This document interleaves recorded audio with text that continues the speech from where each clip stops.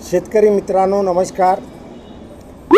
या आठवड्यासाठी हवामान अंदाज मी आपल्याला देत आहे। त्यापूर्वी एक आनंदाची बातमी म्हणजे मान्सूनचं आगमन अंदमान समुद्रात झालेलं आहे। दिनांक 19 रोजी काल मालदीव, कोमोरिन भाग, बंगालच्या उपसागराचे दक्षिण भागात तसेच निकोबार बेटे व दक्षिण अंदमान समुद्रात मान्सून दाखल झालेला आहे। हे आपणा सर्वांनाच अत्यंत आनंदाची बातमी आहे। आता थोडक्यात आपण हवामानाची माहिती आठवड्याभर कसं राहील याबाबतची हवामानाची माहिती घेऊया। महाराष्ट्रावर आज सोमवार दिनांक 20 मे रोजी 1004 हेक्टोपास्कल आणि मंगळवार दिनांक 21 मे रोजी 1002 हेक्टोपास्कल इतका कमी हवेचा दाब राहील। बुधवार दिनांक 22 मे पासून पुन्हा 1004 हेक्टोपास्कल इतका कमी हवेचा दाब कायम राहील। हवेचा दाब कमी होण्यास अतिउष्ण हवामान कारणीभूत असून मान्सून महाराष्ट्रात वेळेपूर्वी दाखल होईल अशी सध्या हवामान स्थिती आहे। दक्षिण अंदमान समुद्रात मान्सूनची दाखल होण्याची निर्धारित वेळ 22 मे असते, परंतु या निर्धारित वेळेपूर्वीच काल दिनांक 19 मे रोजी मान्सून दाखल झालेला आहे।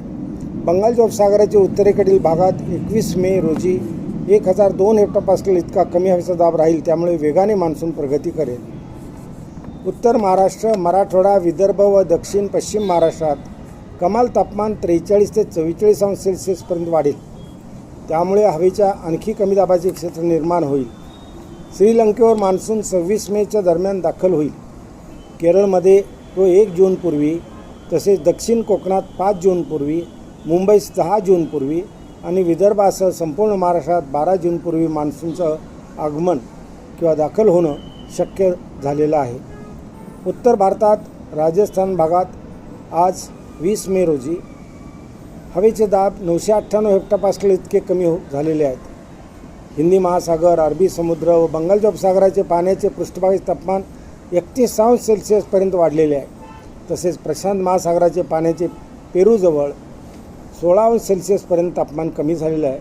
कॅलिफोर्नियाजवळ 13 अंश सेल्सिअसपर्यंत तापमान घसरलेलं आहे, तर सॅन फ्रान्सिस्को येथे 11 अंश सेल्सिअस इतकं कमी पाण्याचं पृष्ठभागाचं तापमान नोंदलं गेलेलं आहे।